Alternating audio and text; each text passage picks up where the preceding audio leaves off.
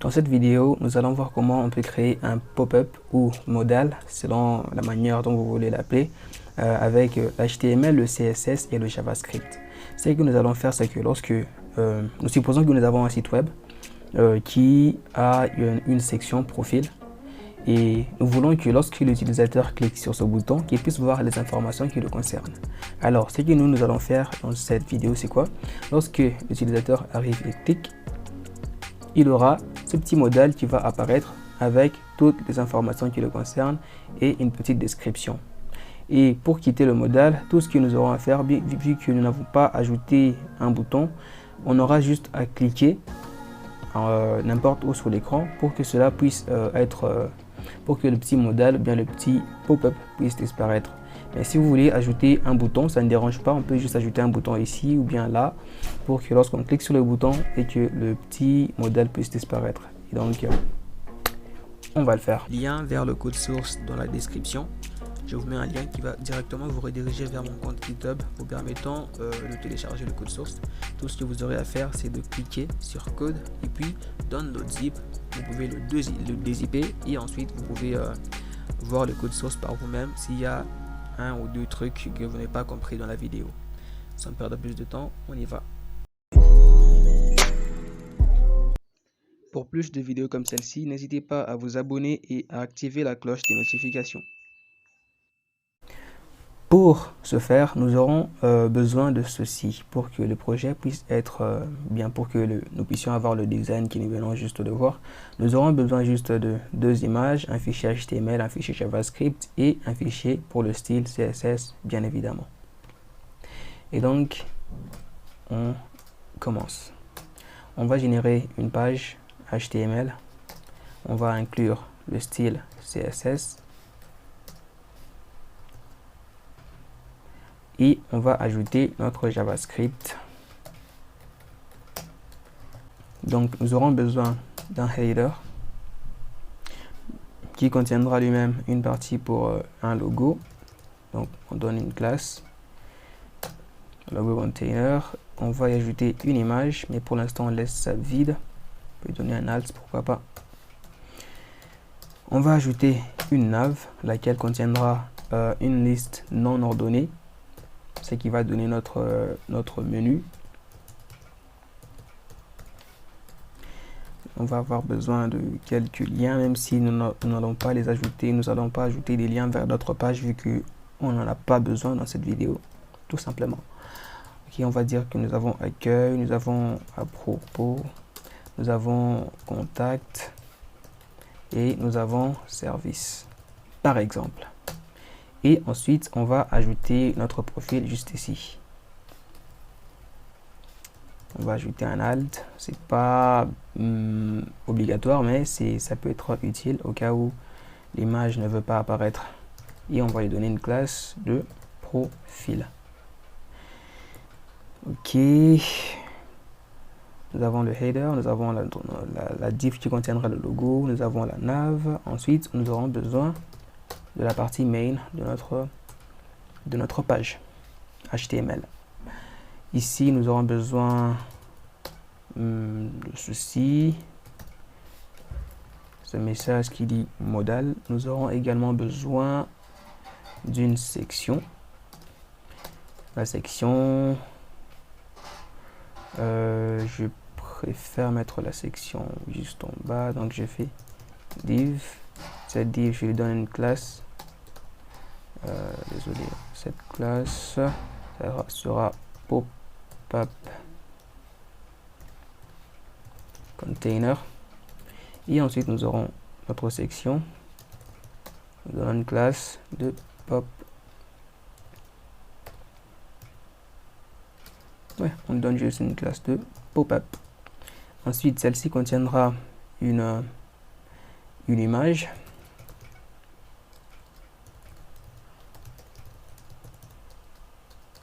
On lui donne une classe et on y ajoute une image.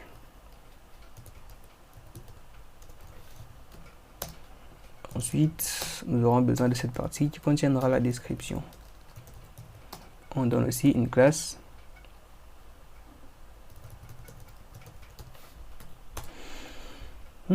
Ensuite, nous aurons besoin de... Nous aurons besoin de quoi dans le modal? Ah, ok. Nous aurons besoin de ce test. Et nous aurons besoin de l'email. On va directement ajouter ça en dur vu que nous n'avons pas des données dynamiques. Donc on va donner une adresse email. Non, je ne donne pas mon adresse. Enfin, j'ai déjà donné ça. Pourquoi hésiter?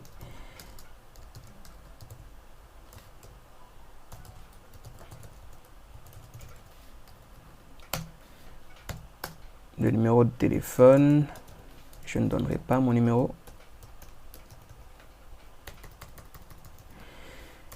Nous aurons également besoin, je sais pas moi, du nom.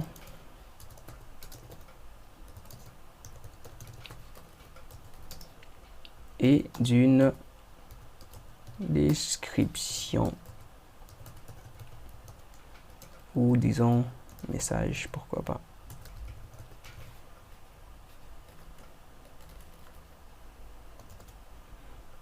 On va ajouter du texte avec du lorem ipsum. Pas besoin de se casser la tête pour écrire un test qui n'a aucun sens. On a déjà ça. Et donc, on ouvre dans le navigateur. Et on devrait avoir ça. Non. Voilà ce que nous avons. Une page complètement pas ordonnée du tout. Ça, plus besoin, on peut désactiver ça. Voilà, c'est juste une distraction. Et donc, on va se concentrer maintenant sur le style CSS parce que c'est la deuxième partie.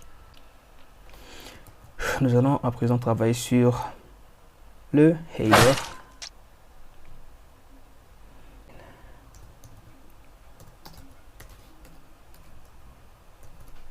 Voilà, on enlève toutes les marges extérieures et intérieures. On veut tout contrôler par nous-mêmes et donc c'est ce qu'on va faire. On va lui donner un box shadow pour qu'il puisse être un peu plus visible. Light. Oops. Voilà. Position relative.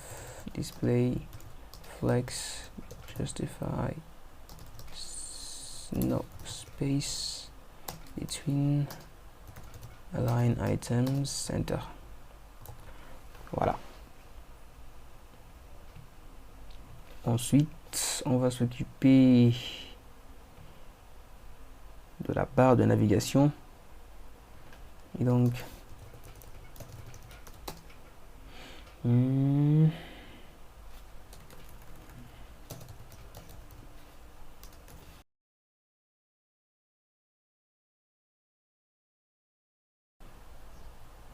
mais nous ne voulons pas que l'image puisse rester là. On veut que ça soit juste à côté de nos liens. Pour ce faire, on va mettre la nav en display flex. Flex. Flex direction. Colon. C'est ça? Non, voilà. Ensuite, align items center. C'est déjà assez. Mais bon. Non, c'est déjà assez. Ok, on va s'occuper des liens.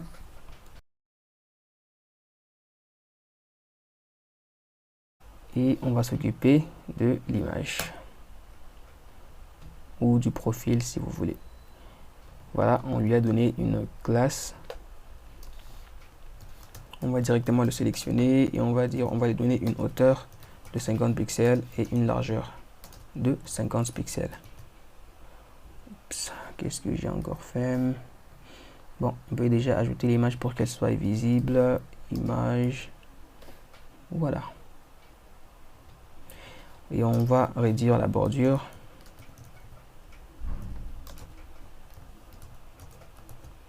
Pour que ça nous fasse ce cercle. Et voilà. On a déjà ça. On va ensuite s'occuper du logo. Pour le logo, nous avons le logo container. Logo container, on va lui donner une hauteur et une largeur. On va lui donner la même hauteur que notre image de profil et la même largeur également.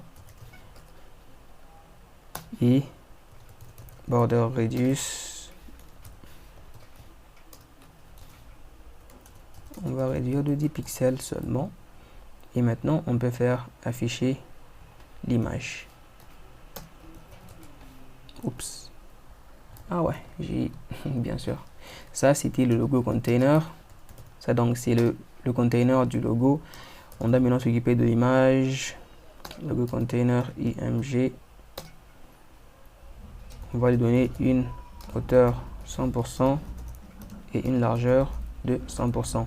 De la sorte, il va prendre directement la hauteur et la largeur de son contenant. On va dire ça comme ça. Puisque le contenant fait 50 pixels de hauteur et 50 pixels de largeur, il va directement prendre les mêmes dimensions. C'est ce qui s'est passé en fait à cet endroit. Ensuite, je ne veux pas qu'il puisse rester collé comme ça à la bordure. Je vais également lui donner une marge extérieure du côté gauche de 10 pixels. Voilà. On va également lui donner un border radius de 10 pixels. Voilà.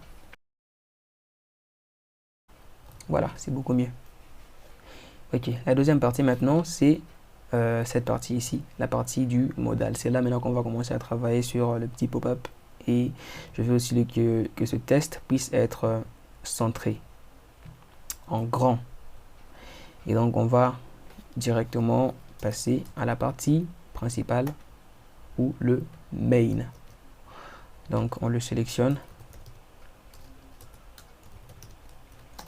On lui donne une position relative, une hauteur de 80. Donc, va prendre 80% de hauteur de l'écran et la largeur, ça va prendre 100%. On va lui donner un display flex, justify content center, align items center. Et nous avons ça.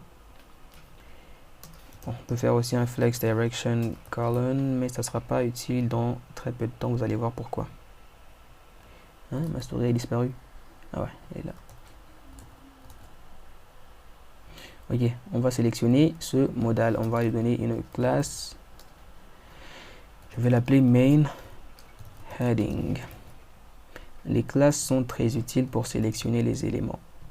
On aurait pu aussi utiliser les ID, mais je préfère utiliser les classes.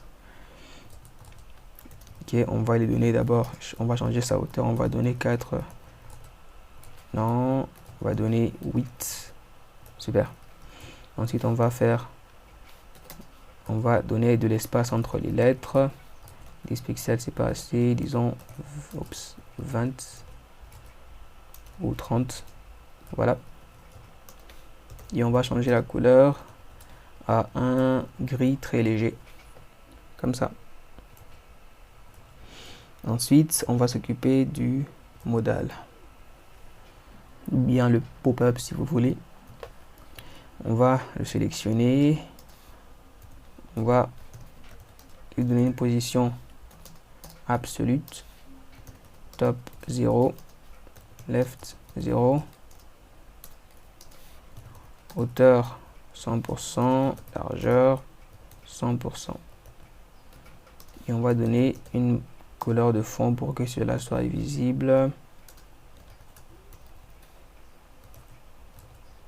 Non, on devrait dire VH, voilà.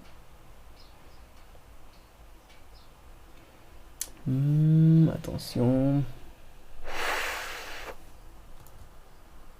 Ouais, pour que ça puisse aussi flotter au-dessus du header, on doit enlever ça. Et voilà. Comme ça, ça couvre tout l'écran.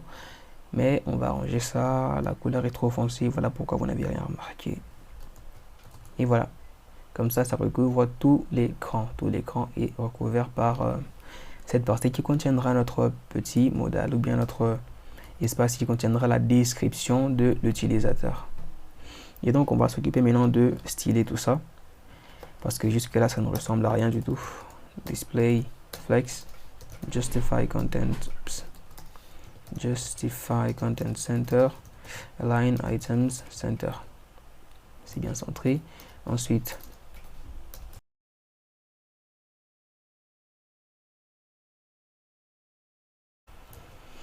voilà. Ensuite, il va falloir qu'on puisse diviser cette section en deux pour que nous puissions avoir un espace qui contiendra la description de l'utilisateur et l'autre espace qui contiendra l'image de l'utilisateur.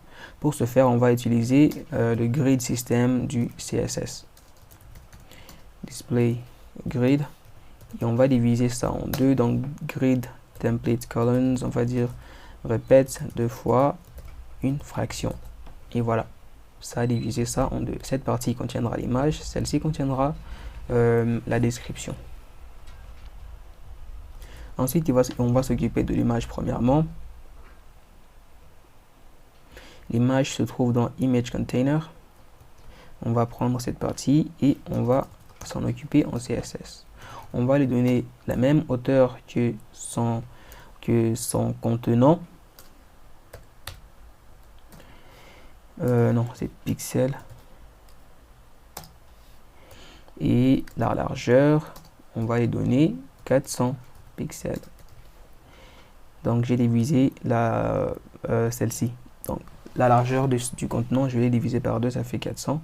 Pourquoi est-ce que j'ai mis les valeurs comme ça en dur en pixels? C'est pour éviter que l'image ne puisse faire un peu n'importe quoi, voyez-vous. Si je fais ceci et que malgré que j'ai divisé cette section en deux, si je laisse comme ça et que je mets l'image, elle va directement prendre tout l'espace et ça va faire n'importe quoi.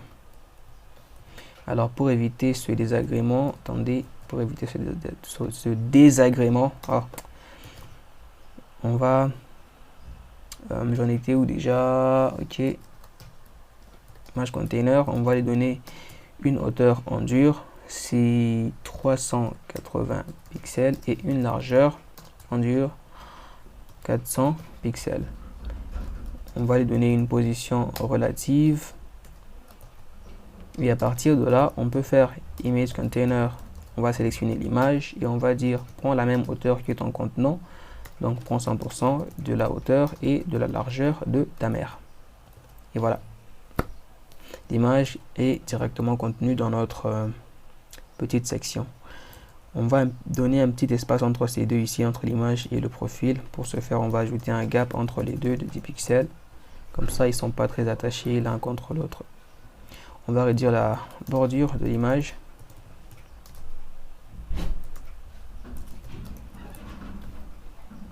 Voilà. Ensuite, on va s'occuper de cette deuxième section. On va s'occuper de la partie de la description.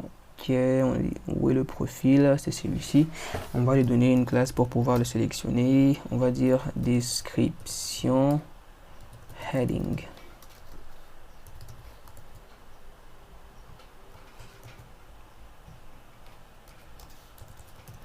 On le sélectionne, on lui donne une taille de 4 rem, ça devrait le faire, voilà. Et un espace entre les lettres, non pas des pixels, ça fait beaucoup. Voilà, et on va text align center. Ensuite, on va faire en sorte de séparer tous ces éléments de 10 pixels directement. Pour ce faire, je préfère directement sélectionner la description. Voilà. Et un gap de 10 pixels entre eux. Et voilà. Ensuite, la troisième partie, ça sera l'animation. La petite animation avant de faire apparaître et faire disparaître le modal ou bien le pop-up. J'arrête pas de me répéter modal ou pop-up. On va dire pop-up.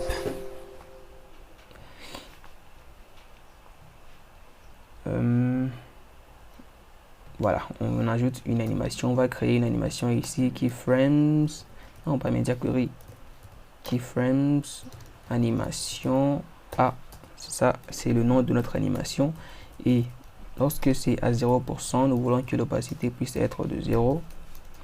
Et transform, translate y, donc dans ce sens ici, ça va remonter de 20 pixels et 100%, opacité 1, transform, translate,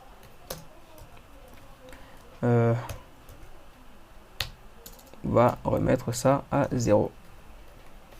On dit comment on mate déjà l'axe des Y, truc du genre.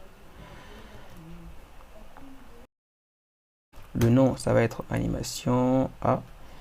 Duration, donc on va donner 1 seconde. Timing function is in out. Delay 1 seconde. Non, pas 1 seconde, ça fait trop. La moitié d'une seconde. Iteration et tout ça, on enlève. Et puis fill mode, on dit backwards. Et ça donne ça.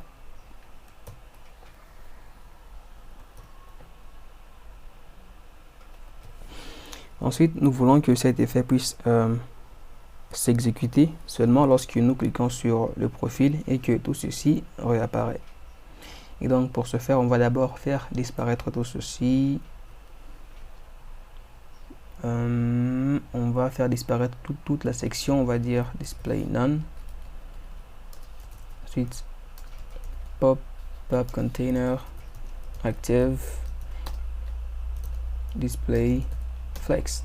Donc lorsqu'on va ajouter la classe active à cet élément, cette div, on doit plutôt voilà, cette div, si on y ajoute la classe active, là maintenant ça va apparaître.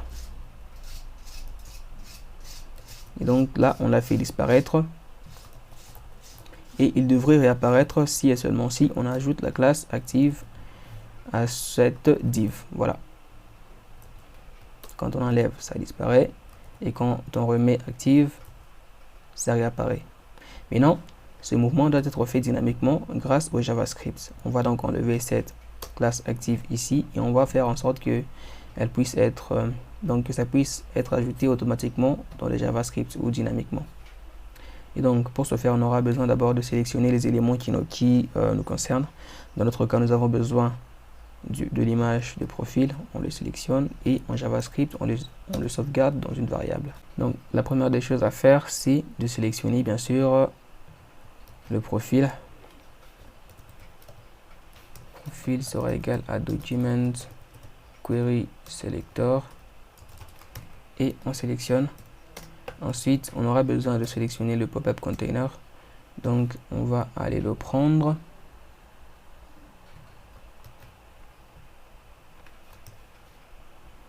Sera égal à document query selector, on le sélectionne et ensuite on va ajouter un event au profil. Donc add event listener, type d'événement c'est un clic. Lorsque l'on clique, cette fonction va être exécutée, une fonction anonyme. Ensuite pop-up container, on va dire class list toggle active. Voilà, et donc si on clique ça devrait marcher et voilà.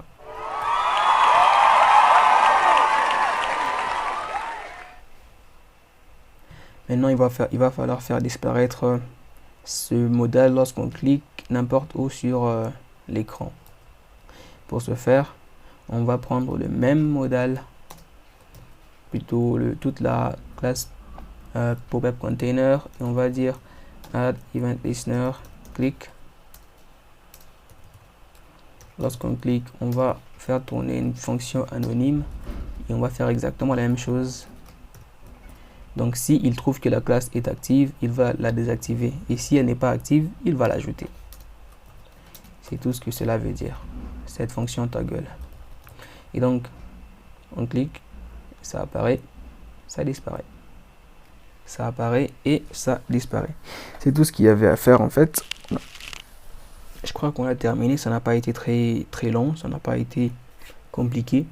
S'il y a un élément, n'importe quoi que j'ai mal expliqué, que vous n'avez pas bien compris, dites-le moi en commentaire, comme ça je vais savoir comment arranger le contenu pour la prochaine vidéo. Et aussi lâchez un like et abonnez-vous à la chaîne pour plus de vidéos comme celle-ci. Merci d'avoir regardé et à la prochaine vidéo.